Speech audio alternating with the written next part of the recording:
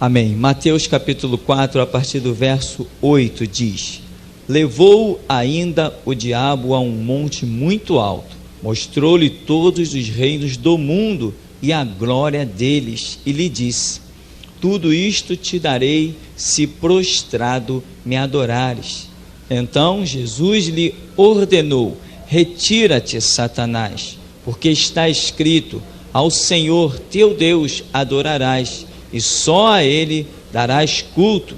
Com isto o deixou o diabo, e eis que vieram anjos e o serviram. Amém. Irmãos, esse é o texto do episódio da tentação de Jesus frente ao inimigo, quando o inimigo ali faz 3 ofertas, mas esta me chama a atenção pelo fato de eu enxergar que existem 2 valores aqui. Um é o valor da glória do mundo. O que é a glória do mundo? O que é a glória do mundo? As riquezas, os bens materiais. No mundo só existe isso. O que existe mais no mundo? No mundo só existe bens materiais. Inclusive as pessoas dizem assim: não, eu estou muito bem. Por quê? Porque tem bens materiais. Então existe a glória do mundo, bens materiais, e o diabo está confrontando isso com o quê? Com a adoração. Ele diz: ó, eu te dou os reinos do mundo, se tu prostrado me adorares. O que o diabo está dizendo? Para mim isso aí, ó, os reinos do mundo não é nada, isso aí me foi entregue, eu dou a quem quiser, isso aí para mim não tem valor. Agora, a adoração para mim tem valor. Entende? O que você quer? Ser um rico ou ser um adorador? João 4, 24, Deus procura os verdadeiros ricos, os milionários. Deus procura os verdadeiros adoradores, que adoram ao Pai em espírito e em verdade. O conceito da Bíblia é maravilhoso. Deus não te olha pelo que você tem, Ele te olha pelo que você é. Se você é um adorador, acabou a história. Você está no livro dele, está debaixo das asas dele, está sendo rodeado pelos anjos dele, a palavra dele é a teu respeito, 1000 vai cair ao teu lado, 10.000 à tua direita, e tu não serás atingido. Agora, irmão, cuidado, cuidado. Os reinos do mundo não têm nenhum valor para o diabo. Nenhum. Ele não disse para Jesus: olha, eu te dou metade do mundo. Não, eu te dou tudo. Te dou tudo. O diabo jogou alto. Por que ele jogou alto? Porque a Bíblia diz que o verbo se fez carne, né? Ele não estava diante de Deus, ele estava diante de um homem como qualquer um de nós, né? O verbo se fez carne, despiu-se da sua glória e habitou entre nós. Porque Tiago vai dizer que a divindade não pode ser tentada pelo mal. Se ali estivesse o Jesus divino, o diabo nem ousaria aparecer diante dele. Mas ali estava um Jesus despido da sua glória, despido da sua onisciência, da sua onipotência, despido da sua onipresença. Um Jesus dependente da revelação. Por isso é que subia ao monte e passava a noite inteira em oração. Para quê? Para que Deus falasse com ele. Só precisa orar quem não sabe todas as coisas. Se Jesus orava constantemente, é porque ele não sabia todas as coisas. Isso é sem dúvida. Eu tenho tanta convicção nisso que eu aceito qualquer desafio e aposto a minha vida e o que eu mais de precioso eu tiver. Jesus nesse mundo ele não sabia nada. Se é que verdadeiramente o que está escrito é verdade. Que o verbo se fez carne. Inclusive as pessoas estão aí discutindo diante de tanta palhaçada que a mídia tem publicado, que Jesus teria casado, que Jesus teria tido filho, e as pessoas estão arrancando os cabelos. Eu digo assim: ué, e daí? Qual o problema? Eu não sigo a família de Jesus, eu sigo os seus princípios, os seus conceitos, as suas ideologias. É a palavra dele que mudou a minha vida e fez de mim o que eu sou. Pouco me importa se aparecer aí uns 10 filhos de Jesus, que diferença faz isso para mim? Eu tenho a palavra de Deus que é espírito e vida. Por acaso ter filho é pecado? Casar é pecado? Se Jesus Cristo tivesse sido casado, qual o problema? Que diferença faz isso na minha fé? Se provarem aí que Jesus Cristo foi um homem casado, eu vou continuar orando os enfermos sendo curados, eu vou continuar desfazendo as obras do diabo, eu vou continuar desafiando o diabo. Isso não faz a mínima diferença para mim. Jesus Cristo vai continuar curando câncer, curando AIDS, curando lepra. Eu vou continuar desafiando a arma dos traficantes. Eu vou continuar sendo o mesmo. Pouco me importa se aparecer aí 500 filhos de Jesus. Não sou mais criança. Então, o diabo, ele valorizou altissimamente, ele quis trocar a adoração por todas as riquezas do mundo. Ele não ofereceu só a metade para Jesus, ofereceu logo tudo. Existia a possibilidade de Jesus cair? Claro, sem dúvida que existia a possibilidade de Jesus cair. Não resta a mínima dúvida nisso. Existe a possibilidade de você cair? Não resta a mínima dúvida disso. Paulo diz: aquele que está de pé, cuide para que não caia. A tentação seria a tremenda palhaçada de Deus, se não existisse a possibilidade de Jesus cair. E Deus não age dessa maneira. Deus não age com palhaçada, né? Prova que Jesus poderia ter caído lá no Getsêmani, aquelas gotas de sangue, e a oração de Jesus: Pai, estou pronto, deixa vir o que... Estou pronto nada, Pai, tudo te é possível, passa de mim esse cálice. Ali estava um homem igual eu e você, e porque ali estava um homem, hoje o diabo olha para a gente e diz assim: ali está Deus na vida deles. Porque o mesmo Espírito que fez Cristo vencer, e a mesma palavra que fez Cristo vencer, hoje está na minha e na sua vida. Jesus Cristo, o verbo que se fez carne e habitou entre nós. Vimos a sua glória, como a glória do unigênito do Pai, cheio de graça, formosura, sabedoria. Ele estava no princípio com Deus. Todas as coisas foram feitas por Ele, e sem Ele, nada do que foi feito se fez. Despiu-se completamente da sua glória para vir nos ensinar, como homem, o caminho da vitória. Não como Deus, como homem. Como Deus, ele já havia se manifestado no Antigo Testamento e a humanidade fracassou. Ele falou assim: então agora eu vou para o extremo. Eu vou me manifestar a eles como homem para mostrar que eles não têm justificativa da derrota. Eu vou mostrar para eles que eu tenho um reino maior do que tudo que os olhos deles têm contemplado. Eu vou mostrar para eles que eu, como homem, vou descer naquela terra, vou ser sustentado pelo meu Pai em espírito, em verdade, não vou depender do pão da terra, vou ser alimentado gloriosamente. Quando me oferecerem os reinos do mundo, eu vou dizer não e vou trocar todo o reino do mundo por uma simples adoração ao meu Pai. E eles vão ver que os anjos vão descer e vão me servir, e eles saberão que não só de pão viverá o homem, mas de toda palavra que procede da boca de Deus. Aí Mateus escreve assim: com isto o deixou o diabo, e eis que vieram os anjos e o serviram. Com isto o quê? Com isto o quê? Você tem as riquezas do mundo? Que elas te sirvam então. Mas quando Jesus Cristo rejeitou as riquezas do mundo, os anjos desceram e o serviram. Ele trocou os bens da terra pela adoração. Quem adora a Deus é sustentado por Deus. Amém. O que você quer nessa noite? Entrou na casa de Deus para ouvir o quê? Para ouvir Deus dizendo assim: olha, eu tenho um grande tesouro nessa terra para você. Verdadeiramente Deus tem. E eu já posso te adiantar que Deus tem um grande tesouro para você. Sabe qual é ele? O privilégio de dobrar os teus joelhos e com os teus lábios confessar que Jesus Cristo é o Senhor.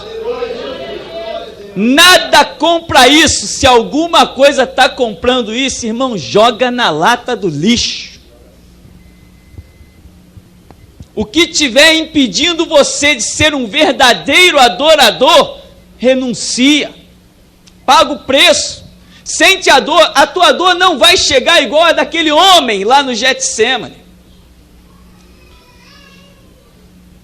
O diabo está dando riqueza para muita gente aí e está conquistando a adoração para si.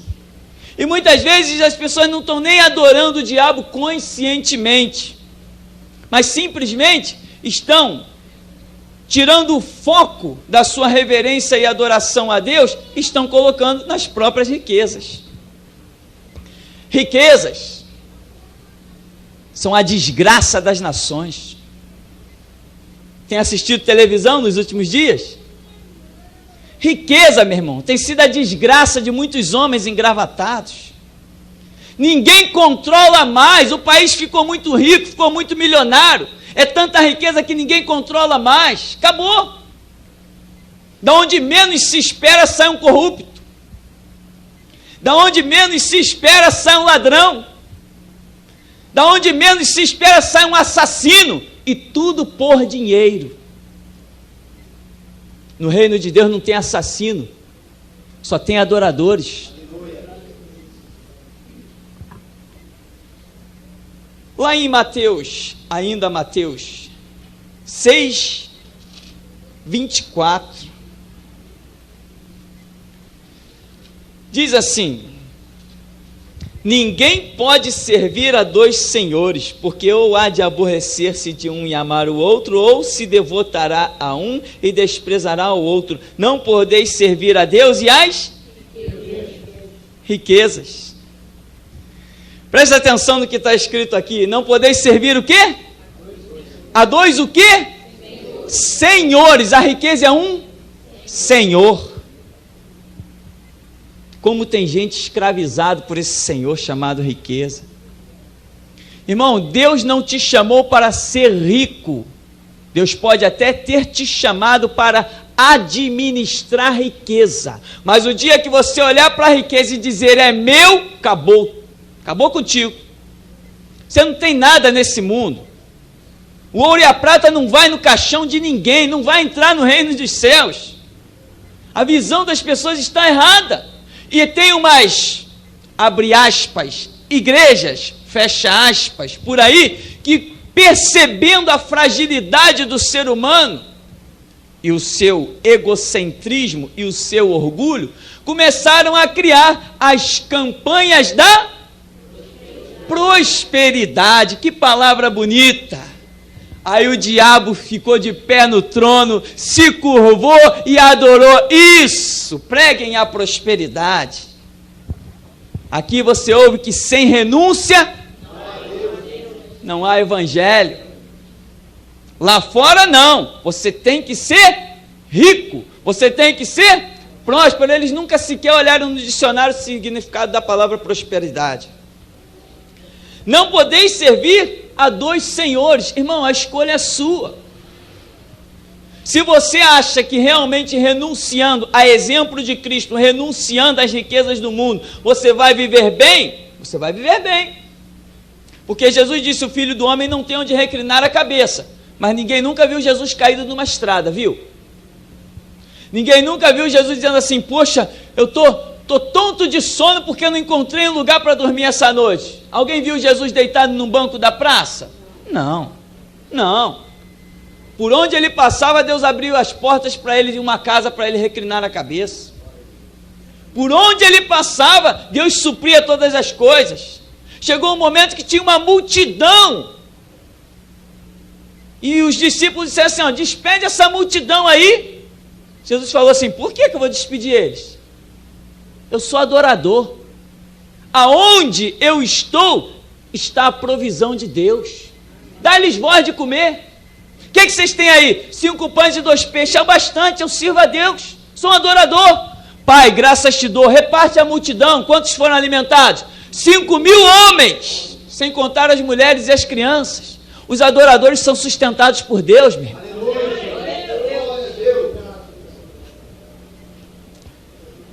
A riqueza é um senhor, e você não pode, aqui está dizendo que você não pode servir a 2 senhores.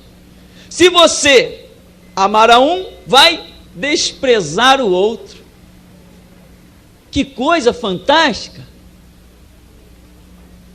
Alguns anos atrás eu ouvi uma oração: eu quero ser servo de Deus e também quero ser rico. E na nossa ignorância do começo da caminhada eu dizia, tem sentido. Não tem sentido, meu irmão. Rico para Deus é aquele que dorme em cima de barras de ouro, mas se considera pobre e nu e necessitado da graça de Deus. Este que é rico para Deus. Aquele que olha as suas paredes de ouro, olha se cercado de abastança, e ele diz assim, eu nada tenho, nu eu saí do ventre da minha mãe, e nu eu descerei à sepultura. Eu nada trouxe para este mundo, e nada levarei dele. Esses são ricos. São esses que Deus olha assim para colocar as riquezas do mundo na mão dele, porque o espiritual prevalece na mente dele. Em Mateus 13. Mateus 13, verso 22. Diz assim, uma parte da parábola do semeador, né? Mateus 13, 22 diz assim, o que foi semeado entre os espinhos é o que ouve a palavra, porém os cuidados do mundo e a fascinação das riquezas sufocam a palavra e fica infrutífera. A fascinação das riquezas. Riqueza fascina, não fascina? O brilho do ouro, meu irmão, ofusca qualquer Jesus. Se você não é um verdadeiro adorador, olha, a riqueza fascina. Ah não, se eu for rico eu vou ter empregado para lavar o meu pé, para fazer minha unha, para lavar minha louça, eu vou ter a minha casa, a minha mansão, minha piscina térmica. Você fica fascinado pela riqueza, e tem um perigo. A riqueza é uma coisa impressionante, quanto mais tem, mais quer. Você não vê limite. Eu estava vendo um escândalo aí impressionante na nossa sociedade, de uns camaradas até que pensavam que eram crentes, deputados, senadores, vereadores, faziam transações milionárias. Eu disse assim, meu Deus, o que esse homem vai fazer com tanto dinheiro? Nem que ele viva 500 anos ele não consegue gastar, mas quanto mais tem, porque a riqueza é fascinante. Ei, faz ali para mim, ei, eu quero aquilo ali, eu quero aquilo outro. Mandar nas pessoas, a riqueza não dá esse privilégio de mandar nos outros? A riqueza dá a certas pessoas até a autoridade para matar e para deixar viver. A riqueza fascina, irmão. Mas os verdadeiros adoradores não são fascinados pelas riquezas, eles são fascinados pela adoração. Eles dobram os seus joelhos e dizem assim, Jesus, como é bom sentir a tua presença. Rei meu e Deus meu, como é maravilhoso ouvir a tua voz. Santo de Israel, Senhor da igreja, como é bom sentir a tua mão me curando, me libertando, me edificando, dirigindo os meus caminhos. Os verdadeiros adoradores, eles dizem, posso todas as coisas em Cristo que me fortalece. Mas os que são pegados às riquezas, meu irmão, quando eles se veem sem o recurso da riqueza, eles se desesperam. Eles só confiam na riqueza, em mais nada. E aqui está dizendo, tem gente que ouve a palavra, o semeador semeou, mas caiu entre espinhos. E o que são os espinhos? A fascinação das riquezas. Cuidado para que a sua riqueza não te espete. Paulo diz para Timóteo, 1 Timóteo 6,17. Timóteo, aconselha aos ricos da igreja a não colocar a sua esperança na incerteza, na instabilidade das riquezas. Irmãos, como é lamentável. Quantas pessoas já foram homens de Deus nessa nação, que a riqueza os destruiu. Quantas pessoas eu vi, ninguém me contou, colocavam a mão em cima de pessoas cancerosas e diziam assim: câncer, sai. No dia seguinte não tinha mais nada. Pessoas problemáticas, crianças problemáticas, pessoas pegavam na mão, erguiam para o alto e diziam assim: amanhã essa criança vai estar curada. No dia seguinte não tinha mais nada. E o ministério prosperou e enriqueceu, e o brilho do ouro lhes ofuscou a glória de Deus. Você quer ser rico? Não tem nenhum mal nisso não, desde que você continue se considerando pobre. Desde que a riqueza, meu irmão, não contamine o teu espírito, não corroa as tuas emoções espirituais, não destrua você. Se você souber olhar para as coisas com os olhos do Espírito, você pode ser dono do mundo. Mas se você olhar com os olhos da carne, você vai se destruir. Já viu aquelas expressões? Isso é um negócio da China, não é? Não, meu irmão, você tem que fazer quando a coisa assim, ó, este é um negócio do reino. Aí é bom. Então, seguindo para Lucas, depois de Mateus vem Marcos, vem Lucas capítulo 12, no verso 15, Jesus diz assim: então lhes recomendou: tende cuidado e guardai-vos de toda e qualquer avareza, porque a vida de um homem não consiste na abundância dos bens que ele possui. Que coisa, né? Quanta gente bate no peito: ah, se Deus não fosse comigo, eu não teria o que tenho. Passa assim com aquele carrão, vidro automático e tudo mais que tem direito, né?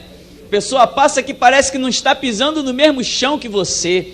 Parece que o chão que ela pisa e o ar que ela respira é diferente do seu. Por quê? Ficou fascinado pelas riquezas. Esqueceu que foi feito do mesmo barro e vai voltar para o mesmo barro. E pior, ainda tem o risco de não herdar o paraíso, mas herdar outras coisas. E Jesus está dizendo: vida mesmo não consiste nos bens que alguém tem. E na sequência Jesus vai contar uma parábola do que o homem disse o quê? Ele tinha um negócio e ele ampliou e ele alargou os seus celeiros, e depois que ele viu que tudo estava bem, que ele estava rico, ele disse o quê? Folga, minha alma, tens em depósito bens para muitos anos, folga. Como Deus o considerou? Louco, esta noite te pedirão a tua alma, e o que tens preparado, para quem será? E aqui no final do versículo vai dizer: assim é o que entesoura para si mesmo e não é rico para com Deus, no verso 21 do capítulo 12. O homem, olhando aos olhos naturais, ele se viu rico, mas quando Deus olhou para ele, o viu louco. Nós precisamos ter visão espiritual.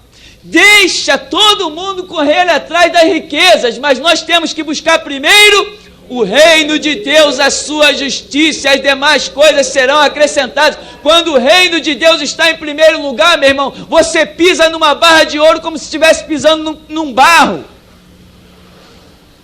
Não te diz nada. Você olha para R$1 como se olhasse para 1 milhão. Quando o reino de Deus está em primeiro lugar.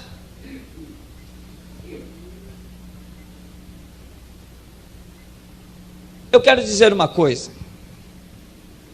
Eu quero dizer uma coisa que muitos não gostam de ouvir, não aqui.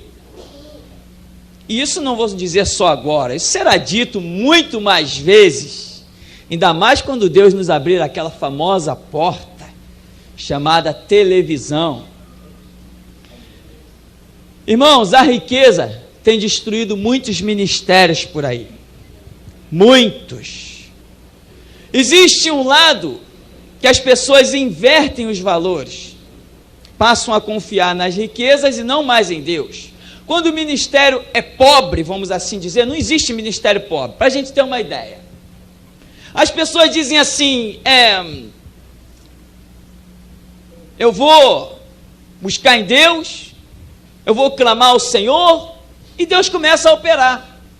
Daqui a pouco a pessoa começa a ter um monte de recursos, e começa a fazer um monte de coisa, e começa a sua riqueza a multiplicar no ministério, e a visão inverte. O que nós estamos vendo hoje na televisão? Pastores estão chegando e dizendo que, irmão, não compre CD pirata. Quando você compra um CD pirata, você prejudica o nosso ministério. Ora, veja só se isso é verdade. Isso não tem um pingo de verdade. Quando ele chegou lá, não era a venda de CD, venda de fita que o sustentava. A venda de CD e de fitas foi consequência de um ministério bem sucedido na presença de Deus. Agora ele inverte o valor e acha que o que vai sustentar o ministério dele é a venda de fita e de CD. Ele inverteu os valores. E ainda mentem. Se você botar um CD pirata no seu aparelho, vai estragar o seu aparelho. Mentira, CD pirata não estraga o aparelho de ninguém, aquilo nem encosta no aparelho, roda num eixo. Ainda mentem, porque sabe que as pessoas não têm conhecimento de informática, de eletrônica. CD pirata não estraga aparelho de ninguém. E o que mais você vê são pastores dizendo isso na televisão. Eles inverteram o valor, pois quando eu estiver na televisão, eu vou dizer assim, irmãos, por favor, pirateiem meus CDs, mandem aos 4 cantos da terra.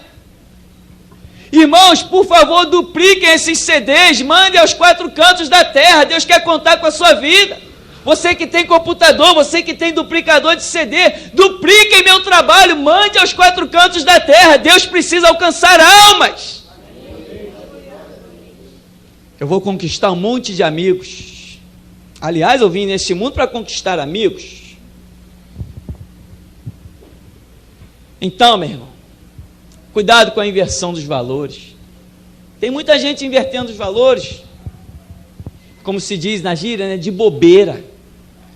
Aí ele começa a achar que ele é sustentado pelo dinheiro, dos CDs que vende, das fitas, seja dos DVDs. E o que acontece? A graça de Deus ausenta-se. Daqui a pouco ele nem percebeu que o que realmente o está sustentando é o dinheiro. Por isso ele fica desesperado.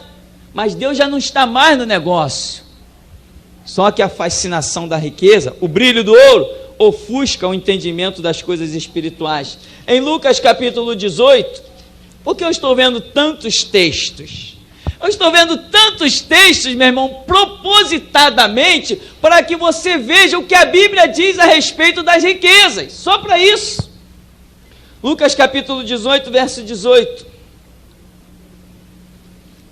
Certo homem de posição perguntou-lhe, bom mestre, que farei para herdar a vida eterna? Respondeu-lhe Jesus, por que me chamas bom? Ninguém é bom, senão um só, que é Deus. Sabes os mandamentos? Não adulterarás, não matarás, não furtarás, não dirás falso testemunho, honra teu pai e tua mãe. Replicou ele, tudo isso tenho observado desde a minha juventude. Ouvindo Jesus, disse-lhe, uma coisa ainda te falta. Vende tudo o que tens, dá aos pobres, terás um tesouro nos céus. Depois vem, segue-me. Mas ouvindo ele estas palavras, ficou muito triste, porque era riquíssimo. Atenção para o que eu vou dizer. Jesus perguntou se ele guardava os mandamentos, ele disse que sim ou que não? Sim. Que guardava tudinho, e desde a mocidade. Pois Jesus, apesar dele dizer que guardava os mandamentos, Jesus ainda detectou que ele não fazia parte do reino e disse, te falta uma coisa, você é escravo das riquezas. A riqueza é senhor da tua vida e ela tem mais valor para você do que a adoração a Deus. Vou te provar. Vende o que tem, vem e me segue. Eu tenho um tesouro para você no céu. Ele baixou a cabeça e saiu triste. Meu irmão, tem um monte de crente hoje dentro das igrejas que não passariam em 10% dessa prova. Pega metade do que tu tem e dá aos pobres para agradar a Deus. Dá nada, meu irmão. Que tem de empresário que bate no peito dizendo eu sou crente e não passa de mercenário. Jesus, isso aqui não é uma parábola não, isso aqui foi um fato real, narrado por Lucas. O homem era rico, guardava os mandamentos, mas era escravo das riquezas, ou seja, Jesus só antecipou a situação dele. Ia chegar um dia na vida desse homem em que ele ia ter que escolher se renunciava às riquezas para cultuar a Deus ou se continuava com as riquezas. Jesus só antecipou. Te falta uma coisa: vende tudo que tu tens, dá aos pobres, terás um tesouro no céu. O homem nem deu resposta para Jesus, virou as costas, tipo assim: tu não é digno da minha resposta, eu tenho muita coisa, como é que eu vou dar o que eu tenho aos pobres? Tu tem um tesouro no céu? Eu te pergunto, irmão, Jesus tem para você um tesouro no céu? Você é adorador? Ou você serve a Mamon, o Deus das riquezas? Você quer ser rico? Queira! Mas diz assim para Deus: Senhor, só põe riqueza na minha mão quando estiver pronto para recebê-las. Irmão, por aí saindo fazendo negócios. Pessoas saem, fazem negócios, se dão bem. Qualquer um pode fazer um negócio e se dá bem. O mundo está aí cheio de negócios, cheio de setores para se investir muitas coisas. Você pode se dar bem, só que você pode não estar preparado para lidar com as riquezas e ela se tornar senhor da sua vida. Para concluirmos, vamos lembrar do que disse em 1 Reis, capítulo 3, verso 11. Salomão, quando Deus aparece para ele, ele diz: Salomão, pede-me o que tu quiseres, qualquer coisa. Eu não estou fazendo restrição com nada. Salomão, o que tu quiseres, tu pede.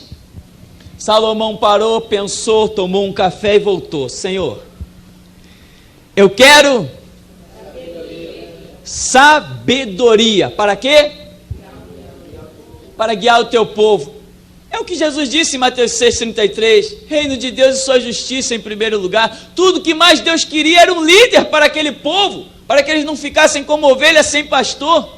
Aí Deus diz assim: Salomão, tu não pediu a morte dos teus inimigos? Tu não pediu longevidade? Eu falei que tu podia pedir qualquer coisa. Tu não pediste riqueza. Tu não pediste nada que os homens normalmente pedem nessa terra. Tu pediu o que estava no meu coração, pois assim eu te digo: tu terás sabedoria, de tal maneira que antes de ti igual não houve e após não haverá ninguém com tanta sabedoria como você. E tem mais: eu te darei bens nessa terra e riqueza que também nenhum outro teve nem terá igual a você. Irmãos, não se pode servir a Deus e as riquezas. Agora, tem um detalhe: Salomão era pobre?